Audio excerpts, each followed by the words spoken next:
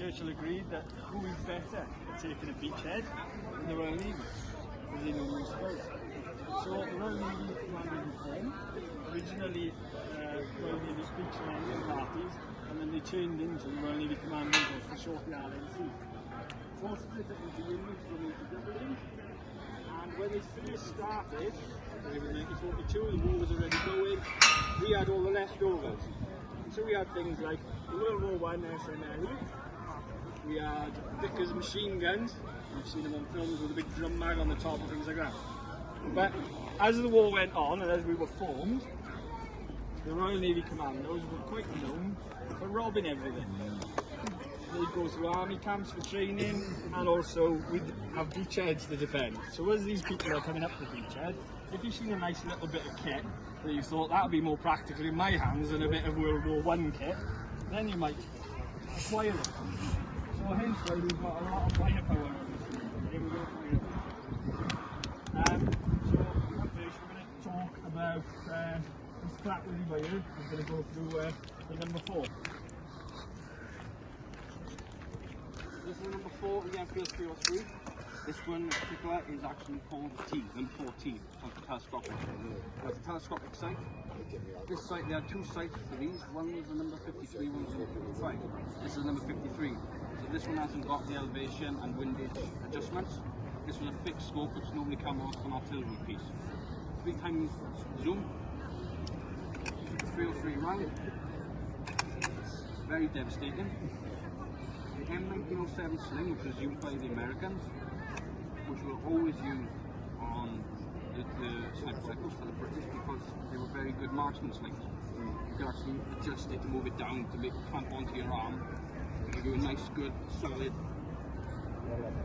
Yeah. So it will give you a nice, good shot down range. But yeah, this particular was 1944. And a cheek piece. And a cheek piece, yes. The cheek piece is there, obviously, because normally your back sight will be around this sort of area, which they would cut off to put the scope on. So that's been cut off. So this piece would be put on, elevate the cheek up, make it eye meet telescopic sight. It would hold 10 rounds, you could get 11, so 10 rounds in a magazine, one at a spout. So you could get, confuse the Germans thinking like, he's out of ammunition, that's just 10 rounds. No. Stick his head up, boom, another one goes down. So yeah, that's the 303 number 4. As you've noticed as well, some of us are wearing slightly different headdress. Obviously, commando units wear green berets.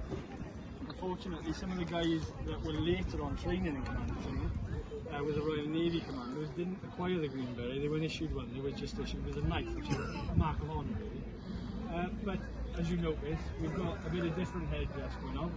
Mine's a petty officer's cap. We've got a pork pie sailor's cap. We've got the classic green beret. The RNC were known for, if they were in front of the army, they'd wear the pork pie because they'd want to show we're different.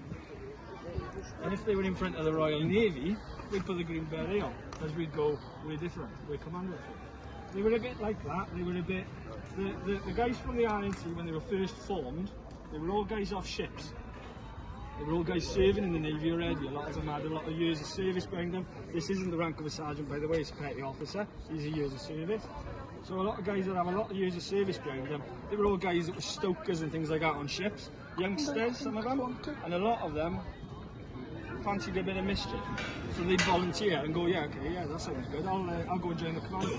Unfortunately, by 1942, Hitler had already given the ultimate sad order towards the commandos that commandos will be shot on sight.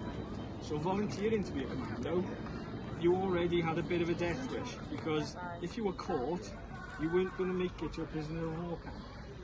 So they had all this sort of thing going on. They were young, they were a bit enough.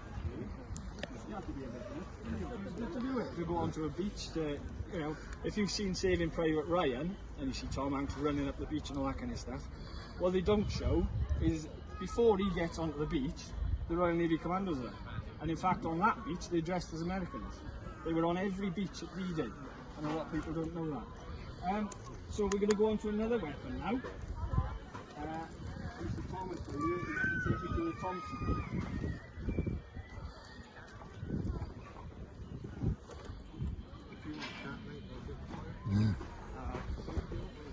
Right, so this is the M1A1 Thompson, right?